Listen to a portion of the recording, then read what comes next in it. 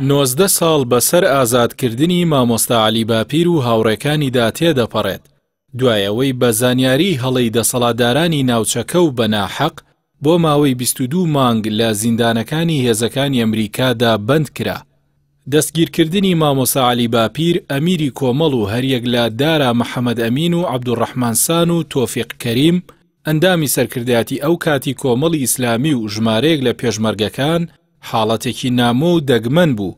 ڕووداوەکە بە جۆرێک بوو شاندەکەی کۆمەڵ بە سەرۆکاتی مامۆستا عەلی باپیر بەرەو قەزای دوکان بەڕێوە بوون بۆ گفتوگۆ لەگەڵ شاندی ئەمریکیەکان و یەکێتی نیشتیمانی.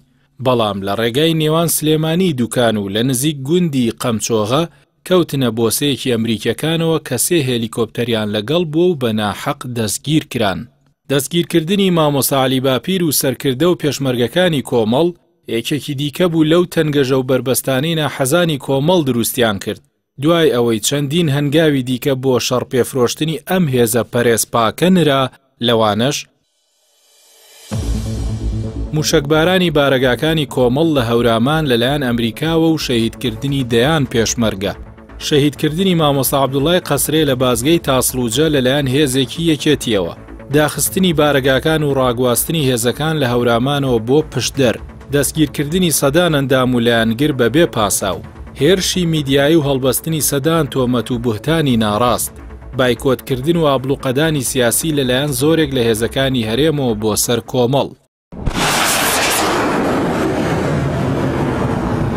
هەرچەندە هێزە ناحەزەکانی ناوخۆ و دەرەوە دەیانویست کۆمەڵ پەلکێشی مەیدانی شەڕ بکەن و چەندین تەڵە و بۆسەیان نایەوە، بەڵام کۆمەڵ خۆی لە شەڕۆ نەگلاند و بەردەوامی بە خەبات لە پێناو ئاین و نیشتیماندا و سەرکەوتوانە و قۆناغە سەختەی تێپەڕاند و بەسەر پیلانی ناحەزاندا زاڵ بوو. ئەو کاتەی مامۆستا عەلی باپیر لە زیندانی ئەمریکیەکاندا بوو، سەرکردایەتی کۆمەڵ بە شێوەیەکی حەکیمانە و مەدەنیانە مامەڵەی کرد. 2 خۆپیشاندانی بەرفراوان بە بەشداری دەیان 1000 کەس لە هەولێر و سلێمانی بەڕێوە چوون. ئەمەش دەنگدانەوەی گەورەی بە دوای خۆی داهێنا. هەروەها کۆمەڵ درێژەی بە خەباتی مەدەنیدا و بەشداری لە یەکەمین خولی هەڵبژاردنی پەرلەمانی عێراقدا کرد. کاتەیدا ئەندام و لایەنگرانی سەلماندیان پارتەکەیان خاوەنی جەماوەری ڕاستەقینەی خۆیەتی و لە کاتی تەنگانەدا بەهانایەوە دێن. مامۆستا عەلی باپیر لە زیندانی ئەمریکیەکاندا بەرگەی هەموو ئەشکەنجەکانی گرت و هیچ کام لە تۆمەتە ناڕاستەکانی نەسەلماند. هەروەها بەبێ ئەوەی هیچ سەرچاوەیەکی ئەو تۆشی لابێت، توانی کتێبی ئەلئیسلام کەما یەتەجەلا فی کتابی لا بنووسێت کە لە چوارچێوەی 8 بەرگ و 3420 لاپەڕەدا چاپ کرا.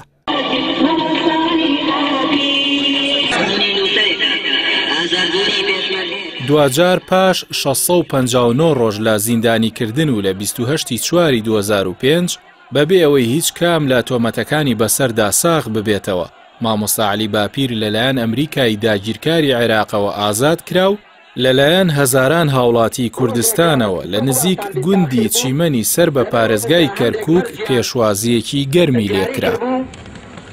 ئەو مەرجانە دیارە من لام ڕەفڵ بوو. پێم گوتن بچم ئەگەر 100 ساڵی کە لە سەجن بمێنمەوە ئامادە نیمەوانەی بزا بکەم.